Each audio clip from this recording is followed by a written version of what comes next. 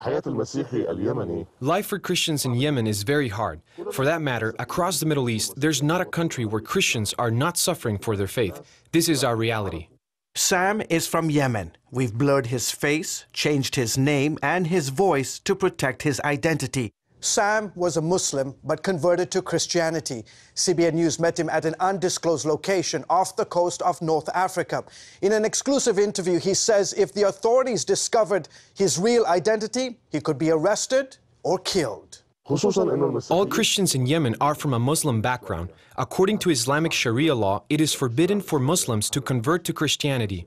CBN News obtained these exclusive pictures from inside Yemen. Yemen's constitution provides for religious freedom, but Sam says it's a farce. The government says there is religious freedom, but that is not true. Christians are routinely harassed. They face daily struggle and persecution, first from their family members, then from the government.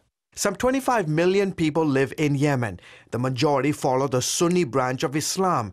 No one knows for sure how many, but it's estimated there are a few thousand secret Christians. Can you believe in the 21st century it is impossible for any Christian in Yemen to own a Bible? The persecution of Christians is real. Dr. David Curry is with Open Doors, a group that monitors religious freedom around the world.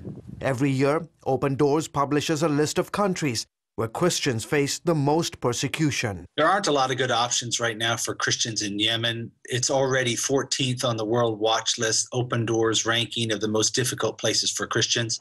Curry says this latest crisis involving Saudi Arabia and Iran will only make it worse for Christians there. They are caught between the ideologies of Iran and Saudi Arabia, neither of which allow the free expression of Christian faith. The Saudis, with support from these 10 countries, have started bombing Iranian-backed rebels in Yemen. The tension between the two countries has been in the making for years. Saudi Arabia, the leading Sunni power, and Iran, the leading Shia power, are struggling against each other for influence in the Middle East. And now that fight is playing out in the desert sands of Yemen. Yemen has never had a stable government, and this makes it an ideal place for terrorists to breed chaos. Yemen is the second largest country in the Arabian Peninsula. Bordered by Saudi Arabia to the north and the Red Sea to the west, Yemen has become a breeding ground for radical Islam. Several terrorist groups, including Al-Qaeda and ISIS, have found safe haven. It's unfortunate, but they are playing with the souls of people. The simple Yemeni citizen doesn't want these groups with their Islamic agendas to influence the country. What ends up being destroyed is people's lives and businesses. Sam asked the world to pray for his country, especially for the secret believers who are standing in the gap in prayer for their nation. The message of Christ is touching hearts through television, the internet and radio, and people are coming to Christ. This is our hope.